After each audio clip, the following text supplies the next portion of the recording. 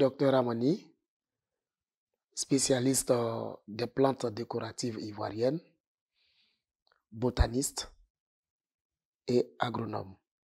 Le secteur horticole en Côte d'Ivoire est beaucoup embryonnaire et méconnu.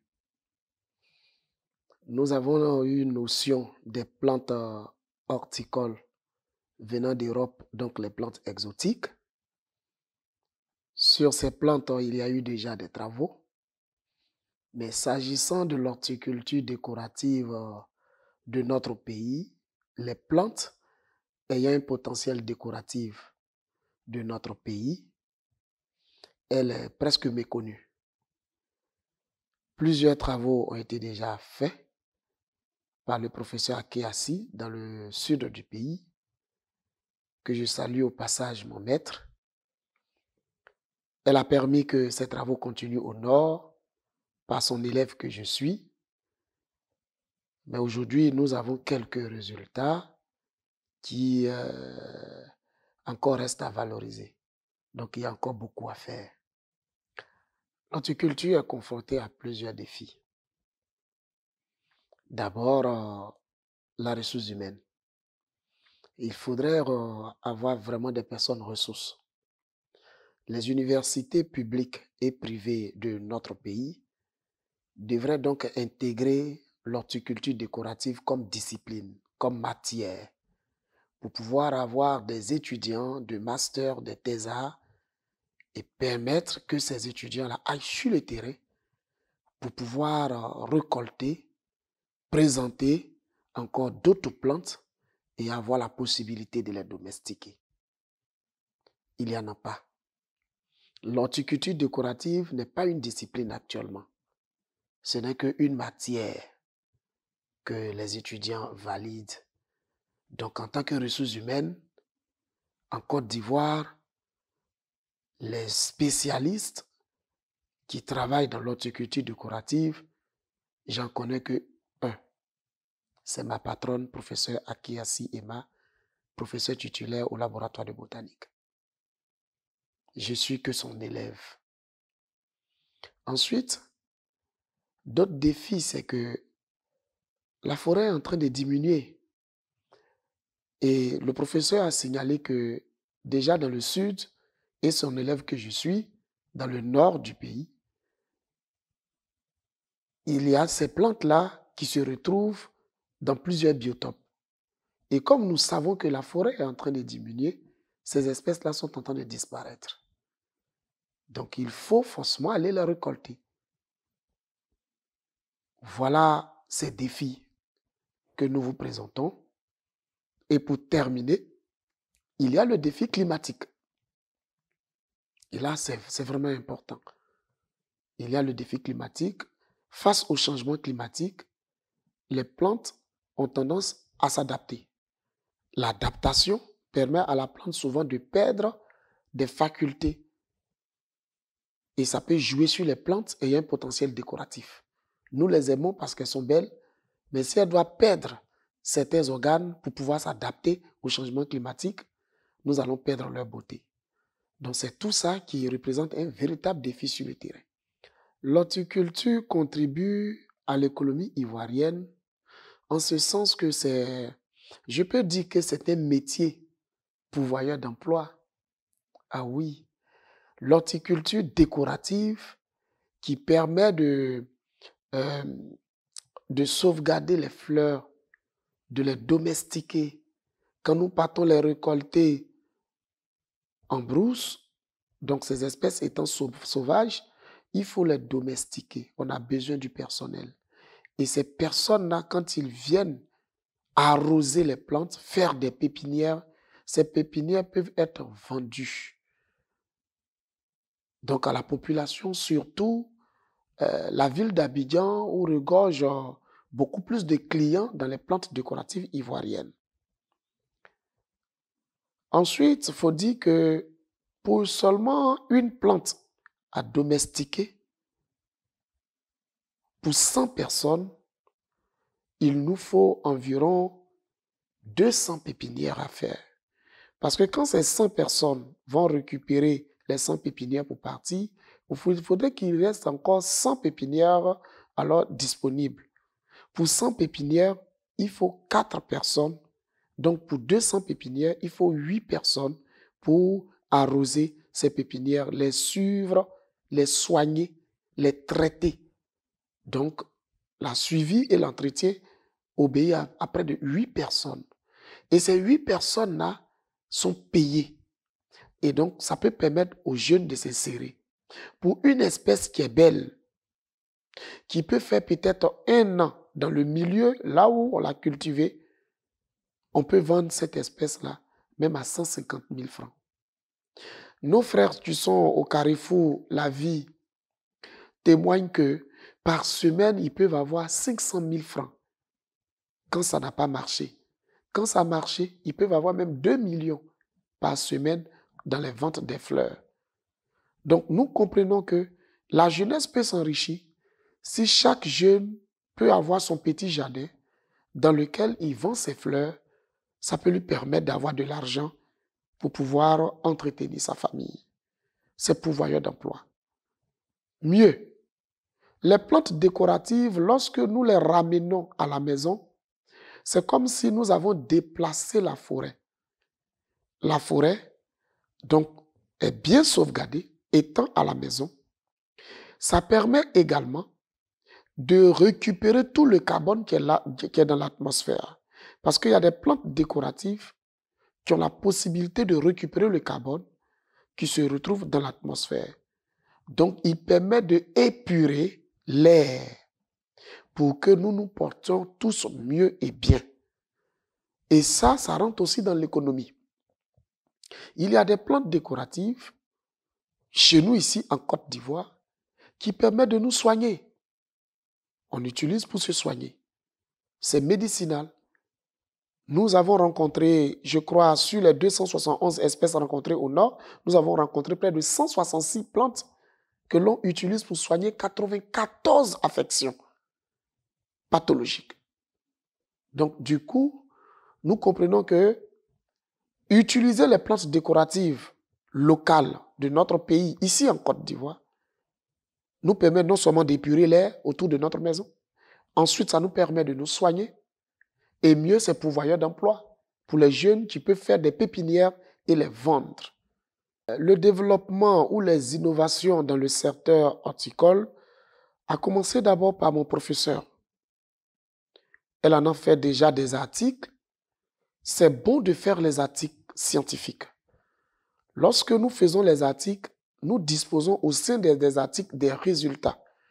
Des résultats que l'on peut mettre en pratique, l'on peut cultiver pour pouvoir produire, pour pouvoir valoriser, ces espèces-là.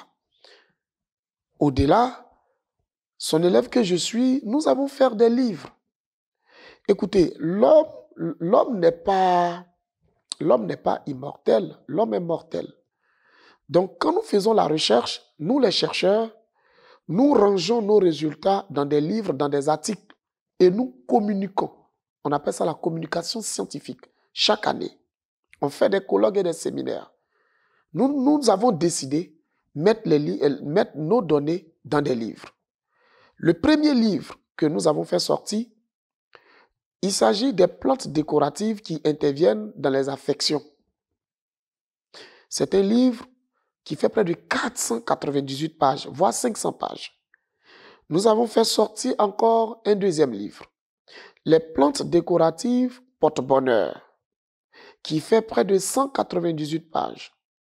Nous avons fait sortir un troisième livre, les plantes décoratives ivoiriennes mellifères.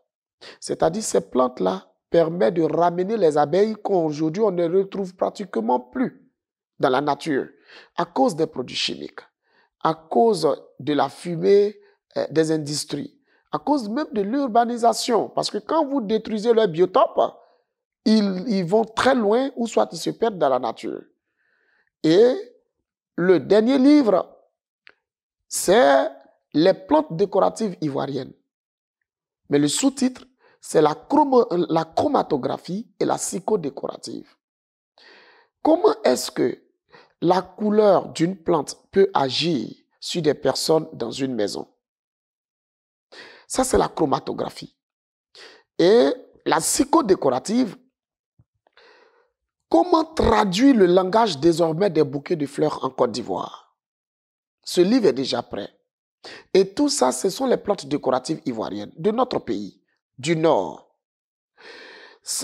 Nous savons que quand nous prenons une plante ayant une fleur rose et une fleur blanche, quand nous formons un bouquet, le bouquet traduit un sentiment.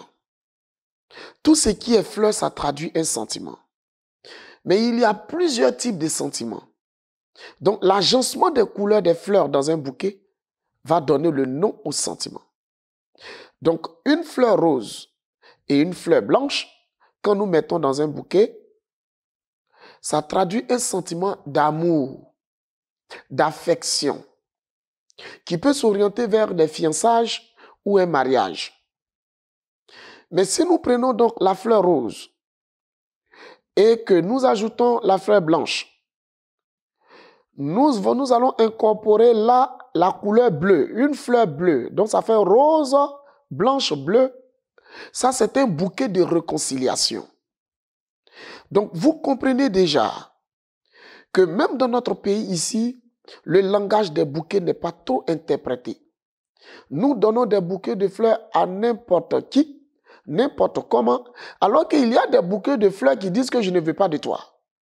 Voici un bouquet dont la fleur est jaune, ça veut dire l'éclat, le sourire, et puis une fleur noire. Donc jaune, noir, bouquet de fleurs, c'est synonyme de séparation.